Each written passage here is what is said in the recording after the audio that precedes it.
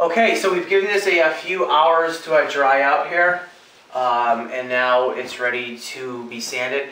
But before you start to sand, first what I did was I taped off the top of the radiator so that when I go to roll, the spatter won't get on the top there, so that protects that. And also, whenever you sand this joint compound, this stuff gets in the air real fine and it goes everywhere. So make sure that you cover everything like with plastic, as I did here.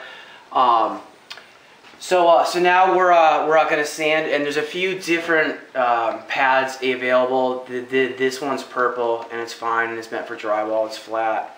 It has a right angle here, so you can get into edges and create a 90-degree angle.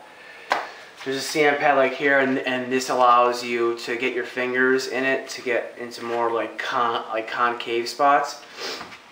And then I have this one right here, and this is great for larger areas.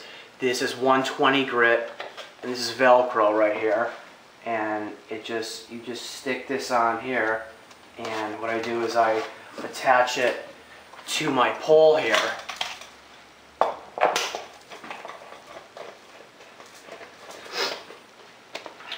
And you just want to go right over the surface with it.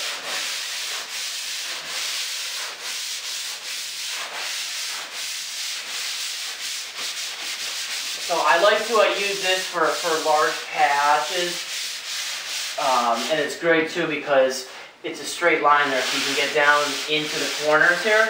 But since the carpenter already sanded this down, we don't have to sand this. We're just sanding this right here.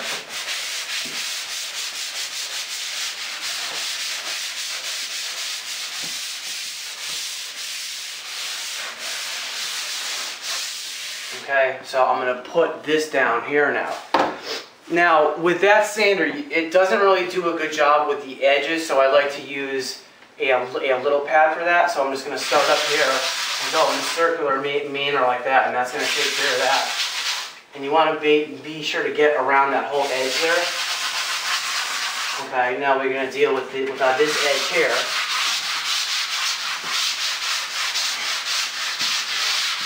And then just go up and down a little bit. And work yourself around these switch plates here. Okay, now this edge here.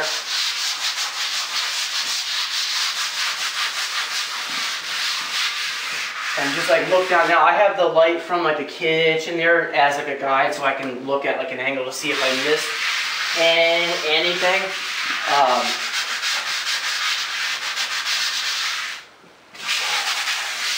Okay, so I'm going to put this down here, and now I'm going to turn on my vacuum here.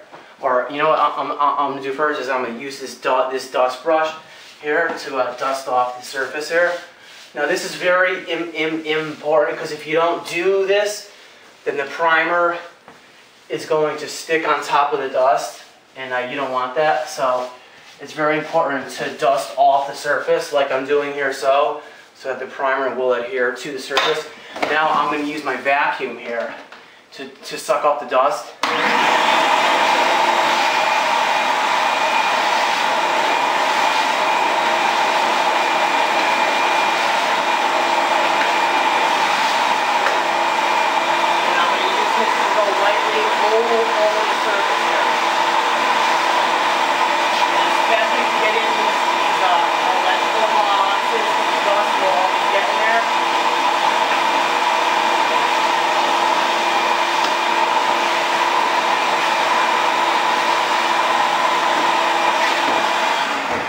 So I'm going to turn that off there, and now I'm going to slide my drop cloth into place here.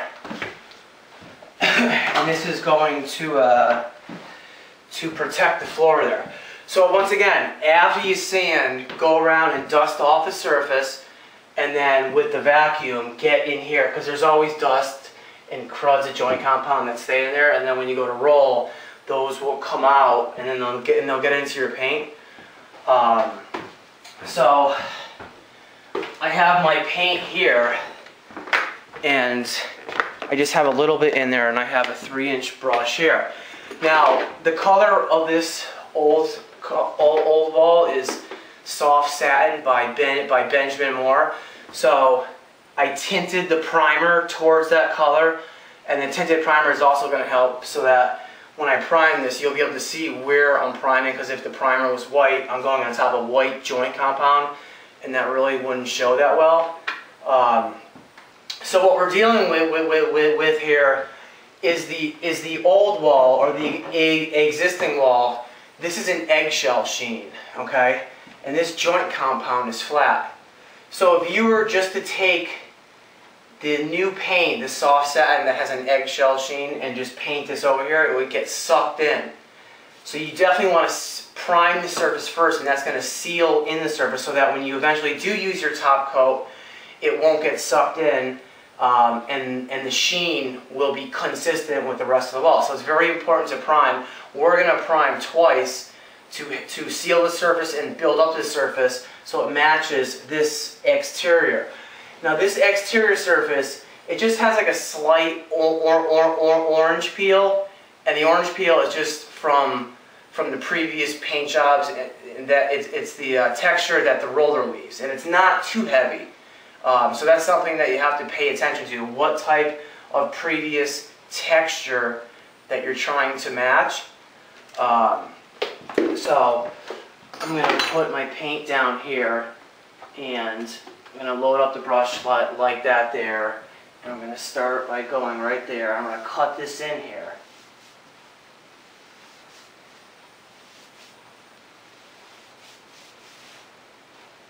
Take care of this side.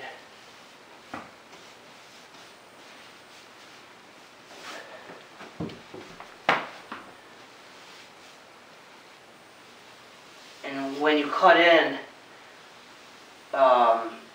against a radiator, like I'm doing so, kind of just want to work the tip of the bristles so it gets down and behind the radiator. So we're just going to cut this in.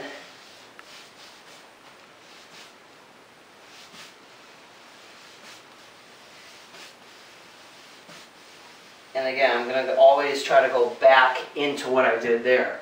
Go back into it so the paint is smooth.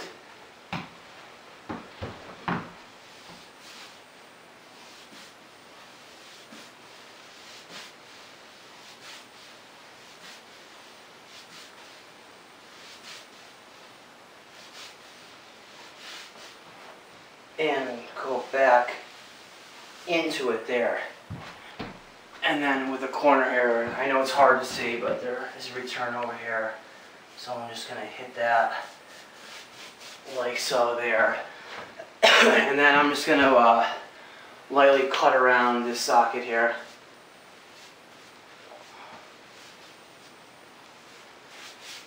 And feather that off there like that. So I'm going to put this away here. And then I'm going to grab my roller set up here. And this is a 1/2" nap roller. You don't want to use a 3/8 one like you prime. You want the roller sleeve to be thick and to carry a lot of paint, to leave a texture, because if you just use like a 3/8, the paint, it's not going to leave a lot of paint, and since this is the first coat on top of a porous surface, the paint's just going to get sucked right in. So you want to use a thick roller and just spread it out like that.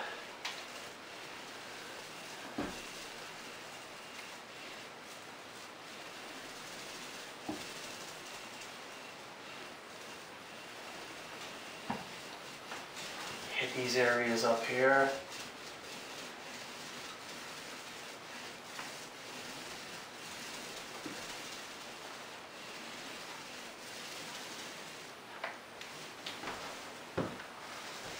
When you come down here, I turn the roller so it's perpendicular here,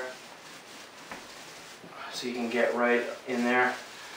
Okay, so this area's right here now. So all the paint's on, and now I'm just gonna roll it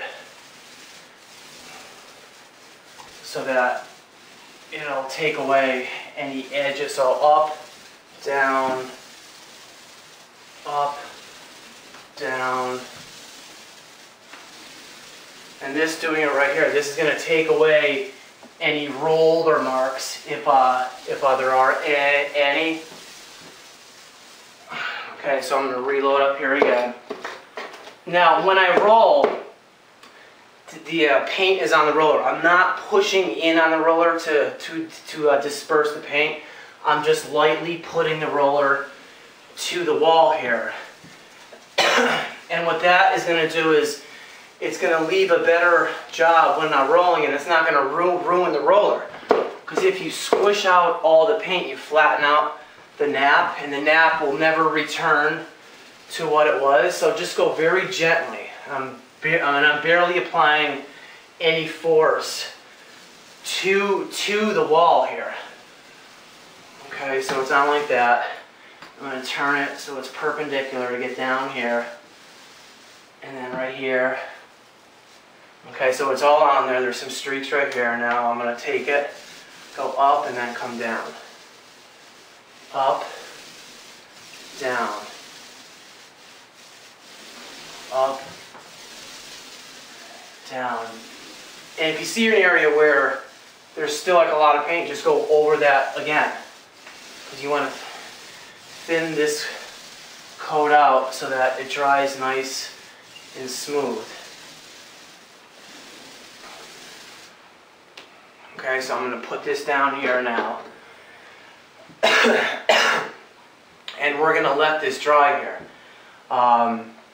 Now, again, this area right here where all the joint compound was, that's going to dry first because it's porous and it's going to suck in the water and the paint. So this area right here will dry first, and the surrounding area where I put the primer right over the existing eggshell, that's going to dry last because that paint can't get sucked into the surface because the eggshell, it seals the surface.